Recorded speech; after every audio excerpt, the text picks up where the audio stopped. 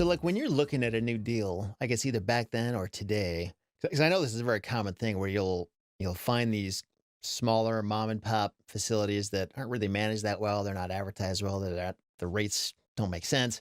What are some low hanging fruit opportunities that you're always looking for, in like in terms of here's how I can make this thing worth more immediately by just flicking the pen and changing this here or there. Like what are some examples of what you would be looking for? Rental rates, that's the main thing. What's their rental rates compared to the market? And I've found what's crazy is even that first deal, there's a REIT in town, which is a real estate, what is it, investment trust? Is that right?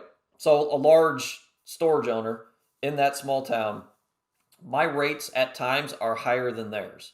I've got weeds growing that hard to control, and it's almost leaving the city going out to the country. And then you have this, we'll call it B plus facility, that's asphalt, drive up. I don't want to say more secure, but it looks more secure than mine. Someone on site, and yeah, there are times where I'm charging more for my units than they are, which is crazy.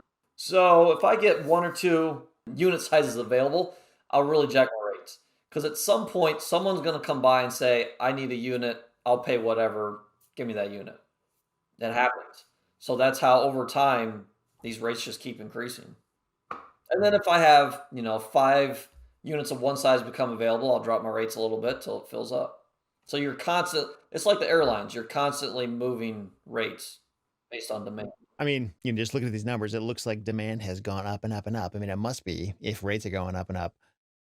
What is making that happen, and what would make demand go down? Like, what would make rates go down? Does that ever happen? And if so, what causes that? Just a recession or something? Or We'll find out. I haven't been in it long enough. Well, there's a lot of things going on. There's a lot of things going on. So one, there are more people now than 2 years, 3 years ago that are using storage. One reason people are moving, right? More people are moving right now. Now we'll see what happens with the housing market. Will more people be moving? Probably not as many, right? So that's one reason. But then you may have a recession where people will downsize and need to store stuff. People are also buying more stuff right now. I mean, I don't know. I don't have exact stats, but people are buying more stuff now than ever, and I think that's only going to increase with time.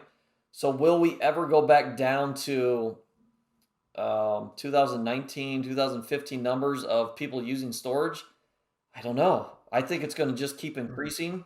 I don't. It's going to come back down a little bit. Obviously, it can't just keep increasing, but yeah, it'll. I think over time it'll just keep increasing as we as people just collect more junk. yeah, and that whole issue of this being a recession resistant business, I've heard the rationale because even if people lose their jobs and lose their homes, like they still got to store their stuff somewhere, that kind of thing.